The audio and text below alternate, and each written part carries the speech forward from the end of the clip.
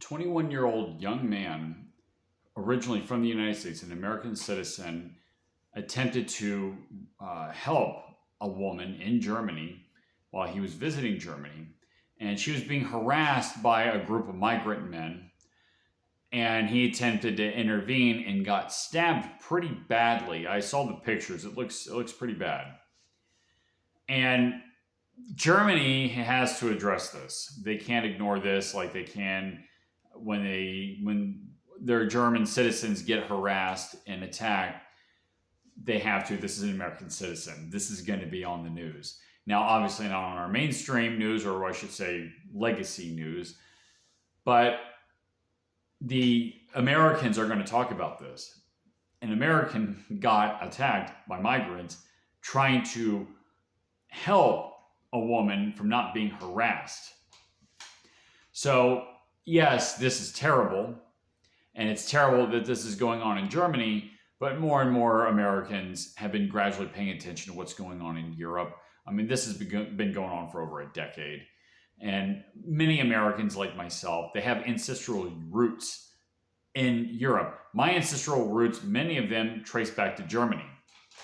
So I'm thinking to myself, this is my ancestral homeland that's being overrun because the government in Berlin, cares more about their nihilistic pet projects and trying to establish a globalist type of nihilistic tyranny than just doing the common sense things that would allow people to just prosper and be productive. And you could have something a lot more than what you have now. But instead, we got to import all these migrants, cause all this crime and disruption. We have to overregulate and overtax the heck out of Europe in general. Of course, Germany is with that. And we have to get it involved into a war with Russia that doesn't need to happen at all. They have a demographic collapse. Germany has been well below replacement for decades. And this is not good. This is not good. You're not going to solve the problem by importing the third world. You'll just become the third world. And that's happening in real time all over the West. Here in the United States, it's happening in Europe as well, especially in Europe. So, yeah, this young man, he gets stabbed horrifically. And the Germans, from what I can see in this article, they've had to respond to this. The United States is the principal country behind NATO. And that's essentially Germany's and Europe's defense force. These independent European countries don't really have much of a military.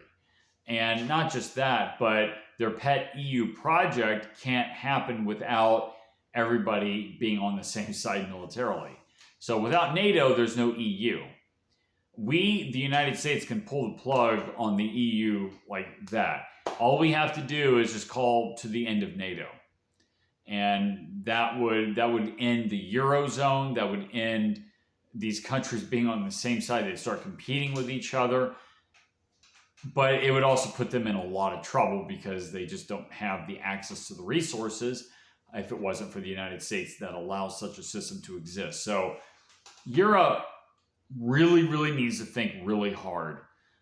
This has been going on for many, many, many decades, but do you really want to import these migrants from the third world and have these people replace you and become the third world? Of course not. We Americans have noticed, and we're noticing it more and more, especially if an American citizen gets attacked brutally because of the policies in Berlin that allowed this to happen. So hopefully, as we get, and hopefully we'll get things straightened out here in this country, we can start putting the correct type of pressure and accountability on our supposed allies, and we can start to fix the mess. We can start to save the West from this type of chaos that we're in right now.